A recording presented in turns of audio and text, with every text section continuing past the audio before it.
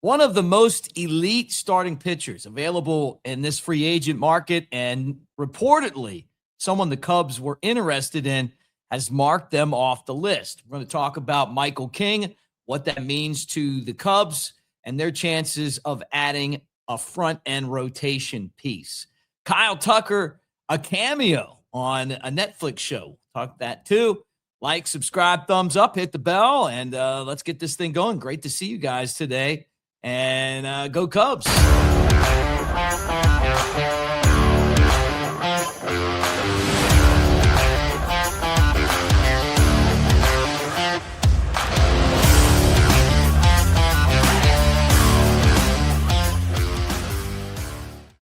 do you say, everybody? Mick Gillespie, Cubs Baseball Channel. And again, always a pleasure to talk to you on a daily basis here. Make sure that you're part of what we're doing. Share with your Cubs friends. We're trying to get to 10,000 subscribers. You guys are helping us do that. And let's start off with this one right here. Big news. And I don't know if I was really surprised by this. Maybe that Michael King was the one that eliminated the Cubs, but Michael King eliminated the Cubs and is down to his final three. So I think it comes down to the fact that he decided that he wanted to pitch somewhere up north. That's where he's from. And the Northeast, right?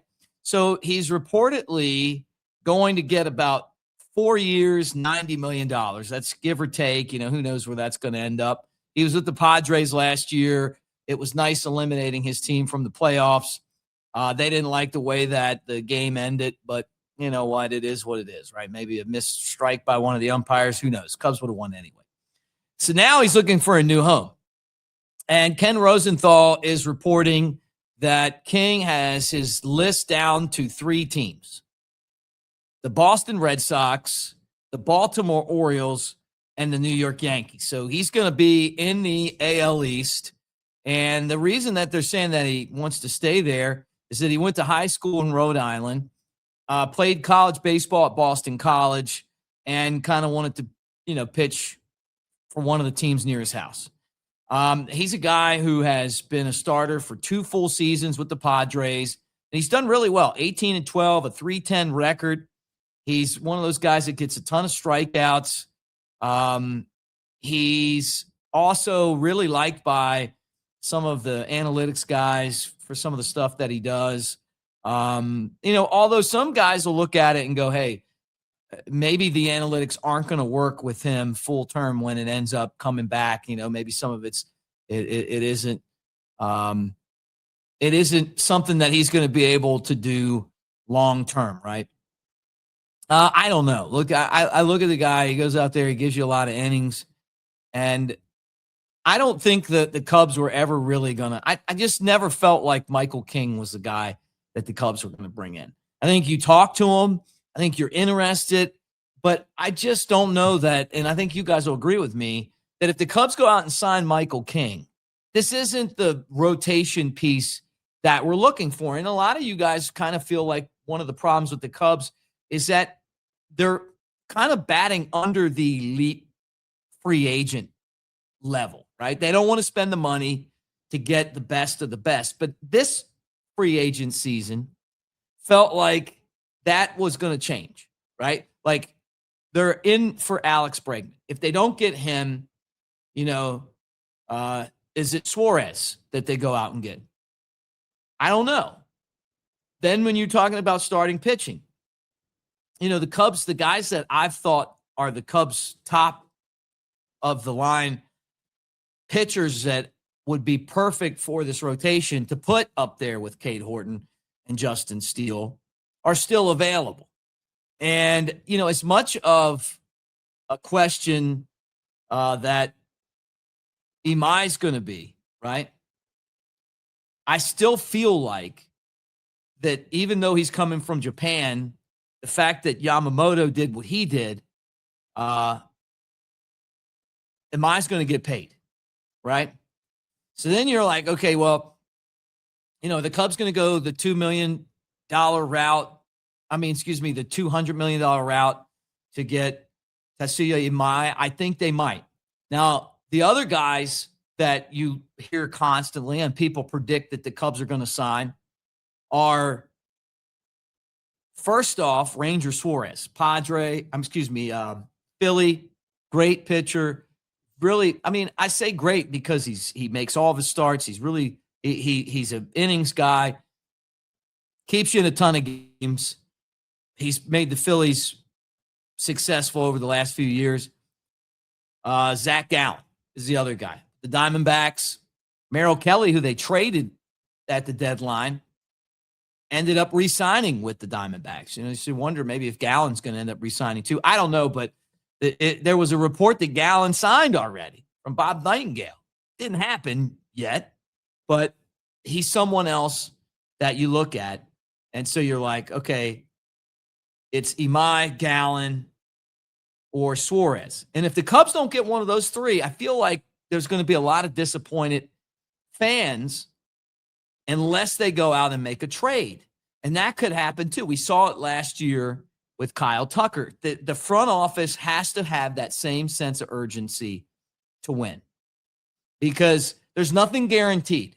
They got an extension, but there's nothing guaranteed long-term. Another bad season, and they could all be gone, and I don't want to see that. But what I did like about last year was the fact that they showed up every day with purpose, with a sense of urgency, and it paid off for the team. It really did. So this one's not that big of a deal to me. I never thought Michael King was going to sign with the Cubs anyway. Now, kind of a funny story. Kyle Tucker saw himself on Netflix Wake Up Dead Man, a Knives Out mystery, right? And it wasn't like he was like dressed up and in street clothes. No, it was a Cubs game at Wrigley, and he's batting, and it's in the background on a shot. Us Cubs fans are everywhere. Guarantee you a Cubs fan is, because we do this, what we do. We love to slide the Cubs in on everything. I'm a big Jimmy Buffett guy. How many times Buffett's playing at Wrigley? We love that. Tom Petty played there. I guess it goes back to like Harry Carey and Steve Stone and growing up and watching those guys call the games and watching all the games and thinking like, it just always felt like a movie set. Ferris Bueller went to Wrigley Field. I'm sure there's a ton of, the little big league guy. He pitched for the Cubs, right? you got all this stuff that always seems to lead back to the Cubs, and I love it. Anytime I can see the Cubs in the background. But does this mean that Tucker is going to re-sign with the Cubs? I don't think so. I thought it was funny, though, that he tweeted that, about having a cameo on there. I'm sure people were like, hey, dude, you're on the show I'm watching right now on Netflix. Still not sure what Kyle Tucker is going to do. I really, really, really don't think he's going to re-sign with the Cubs. I think you guys feel the same way, too. And it would be great if he did, but I don't think he's going to. I'm going to do a show maybe tomorrow. I mean, just one of these slower news days about the impact that Owen Casey and Moises Ballesteros are going to have on this team moving forward. Because the Cubs right now, unless something changes, are very reliant on these guys to perform, to step up. So we'll get into that. But anyway, look, thanks for hanging here on the channel like you always do. Tell me in the comment section if there's something that you want me to cover, because it's that time of year. Some days there's a lot. Didn't do a show yesterday because I just couldn't really figure out enough stuff to talk about. Maybe I should have talked about Casey and Ballesteros, but I just didn't feel like there was really a whole lot going on. And I try to take at least one of the 7 days off each week, But anyway, like, subscribe, thumbs up. Thank you for being here and being part of our channel. And don't forget about AveD. I should have led off the show with this, but I'm not going to get off here without telling you. Hit that QR code right there and be part of AveD. We're trying to basically use Kelce, the prediction market, to have a little bit of fun. Also, on top of that, the college football playoffs are here. We don't have baseball right now, but we do have college football. And so Alabama and Oklahoma are playing on Friday. And we're going to give you chances each quarter to win $250. So check that out. It's all free. You can also win show swag there as well. It's our Web3 home. So check that out. And You know, the Kalshi market right now says that Oklahoma and the Cubs are 50-50. So, but they predict elections and Grammys and who's going to win, what the Bears season's going to turn out, all that at Kalshi. And it's really fun to kind of get an opportunity to talk about that. But anyway, guys, like, subscribe, thumbs up. Thank you for being here. And again, from the bottom of my heart, thank you, and go Cubs.